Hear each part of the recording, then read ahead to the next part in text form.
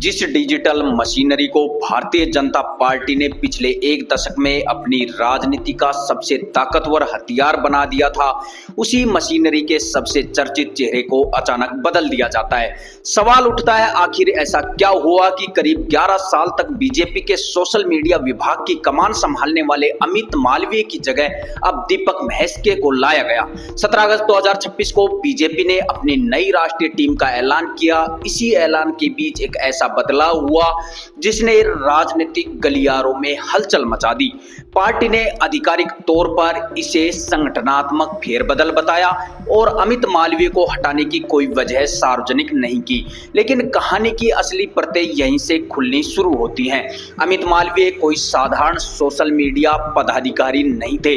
2015 में बीजेपी के IT cell की जिम्मेदारी मिलने के बाद वह पार्टी के डिजिटल नैरेटिव के सबसे ज्यादा दिखाई देने वाले चेहरों में शामिल थे और करीब एक दशक तक विपक्ष पर हमलों, पार्टी के पक्ष में डिजिटल अभियान और सोशल मीडिया रणनीति का अहम हिस्सा थे।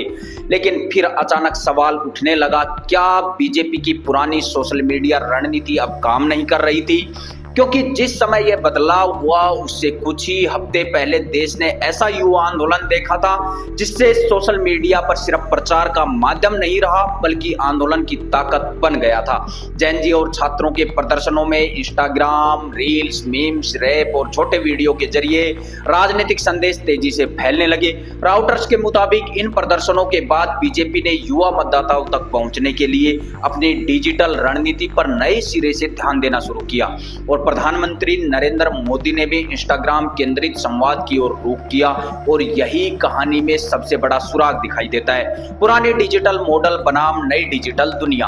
बीजेपी ने एक्स, फेसबुक और व्हाट्सएप जैसे प्लेटफॉर्म पर वर्षों तक मजबूत नेटवर्क बनाया था, लेकिन युवा पीढ़ी की राजनीति रणनीति इंस्टाग्राम रील्स और शेयर होने वाले छोटे वीडियो की तरफ ज्यादा झुक चुकी थी। सवाल यह था कि क्या पार्टी का पुराना डिजिटल मॉडल अब नई पीढ़ी के साथ तालमेल बैठा पा रहा था या नहीं। इसी दौरान आरएसएस से जुड़े विचारक रतन सारदा ने बीजेपी की सोशल मीडिया और आईटी टीम की सार्वजनिक रूप से आलोचना करते हुए कहा था कि पार्टी का आईटी सेल खुद नैरेटिव बनाने की बजाय दूसरों द्वारा बनाए गए नैरेटिव का जवाब देने में ज्यादा समय लगा रहा है। जंतर मंतर के छात्रों आंदोलन को लेकर भी उन्होंने पार्टी की डिजिटल रणनीति पर सवाल उठाए। अब कहानी में दूसरा सुराग आता है डेटा। आपके लिए आंकड़ों के मुताबिक 1 से 7 अगस्त के दौरान यूट्यूब पर कांग्रेस के चैनल को लगभग 2.19 करोड़ व्यूज मिले, इंडियन यूथ कांग्रेस को करीब 1.39 करोड़ और राहुल गांधी के चैनल को करीब 1.14 करोड़, जबकि प्रधानमंत्री नरेंद्र मोदी के चैनल को करीब 62 लाख व्यूज मिले। यानी सोशल मीडिया पर बीजेपी की राजनीतिक ताकत को सिर्फ पुराने प्लेटफॉर्म और फॉलोअर्स की संख्या से नहीं मापा जा सकता था। और फिर एक और सवाल सामने आया, क्या वायरल होना और राजनीतिक प्रभाव पैदा करना एक चीज है?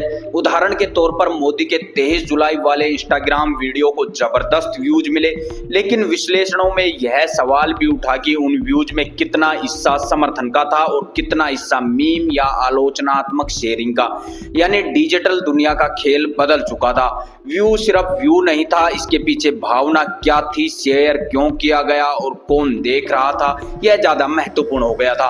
अब अचानक बीजेपी ने मालवीय की जगह जिस व्यक्ति को चुना है उसके प्रोफाइल को देखिए, दीपक महेश्वरी। वे अकादमिक पृष्ठभूमि से आते हैं, केमिस्ट्री के प्रोफेसर रहे हैं और चुनावी डेटा और संगठनात्मक रणनीति से जुड़े अनुभव के लिए जाने जाते हैं। उनकी नियुक्ति को बीजेपी की डिजिटल राजनीति में डेटा और चुनावी विश्लेषण पर ज्यादा जोर देने की संभावित दिशा के रूप में देखा जा रहा है। और सबसे दिलचस्प बात, महेश्वरी ने खुद संकेत दिया है कि अब बीजेपी युवाओं तक पहुंचने के लिए इंस्टाग्राम, रील्स और प्लेटफॉर्म स्पेसिफिक मैसेजिंग पर ज्यादा जोर देगी तथा मिस इन्फॉर्मेशन का जवाब देने और लोगों की गलत धारणाएं दूर करने पर काम करेगी। यानी शायद बदलाव सिर्फ चेहरा बदलने का नहीं है बल्कि डिजिटल लड़ाई लड़ने के तरीकों को बदलने का संकेत है। लेकिन फिर सवाल वही है, क्या इसका मतलब अमित मालवीय की रणनीति असफल हो गई थी? इसका जवाब अभी बीजेपी ने नहीं दिया है। मालवीय ने खुद अपने उत्तराधिकारी को बधाई बधाई दी है और अपने 11 साल के कार्यकाल के दौरान मिले समर्थन के लिए लोगों का धन्यवाद दिया है।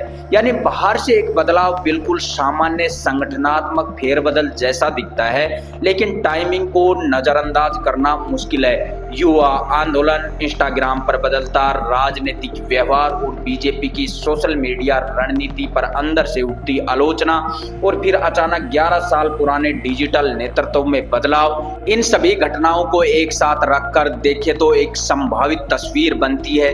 बीजेपी शायद यह समझ चुकी है कि अगली डिजिटल लड़ाई सिर्फ टोल, पोस्ट और हैशटैग की लड़ाई नहीं होगी, यह डेटा, रील्स, एल्गोरिदम, युवा भाषा और ऑर्गेनिक कंटेंट की लड़ाई होगी।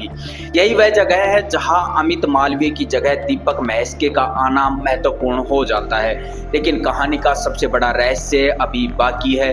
क्या मालवीय को सिर्फ इसलिए बदला गया है क्योंकि 11 साल बाद संगठन में नई टीम बननी थी, या बीजेपी के भीतर यह महसूस हुआ कि डिजिटल नैरेटिव की पुरानी शैली नई पीढ़ी पर उतना असर नहीं डाल रही है? राउटर्स ने भी इस बदलाव को हालिया युवा प्रदर्शनों के बाद पार्टी की डिजिटल रणनीति में संभावित बदलाव के संदर्भ में देखा है, लेकिन यह कहना है कि अमित मालवीय को जेन जी आंदोलन की वजह से ही हटाया गया है अभी प्रमाणित रूप से सही तथ्य नहीं है। शायद यही इस कहानी का सबसे बड़ा सस्पेंस है कि बीजेपी ने मालवीय को हटाया है, लेकिन असल में क्या बदला है? सिर्फ व्यक्ति या पूरी डिजिटल रणनीति बदली है? क्योंकि अगर सिर्फ चेहरा बदला है तो कहानी यहीं खत्म हो जाएगी, लेकिन अगर रणनीति बदली है तो आने वाले चुनावों में बीजेपी का सोशल मीडिया पहले जैसा दिखाई नहीं देगा। अब मुकाबला सिर्फ कांग्रेस से नहीं होगा बल्कि उस नई पीढ़ी से होगा जो किसी पार्टी के बनाए नैरेटिव को आंख बंद करके स्वीकार नहीं करती, बल्कि उसी फोन पर उसे मीम में बदल देती है, रील बनाती है, शेयर करती है और कुछ ही घंटों में पूरे देश तक पहुंचा देती है। और शायद अमित मालवीय की विदाई का असली मतलब यही है कि बीजेपी अब उस डिजिटल दुनिया में प्रवेश करने की तैयारी कर रही है जहां पुराने हथियारों से नई लड़ाई जीतना आसान नहीं होगा। दोस्तों, हमारे वीडियो को लाइक कीजिए, शेयर कीजिए, कमेंट कीजिए और हमारे चैनल को सब्सक्राइब कीजिए और फॉलो कीजिए।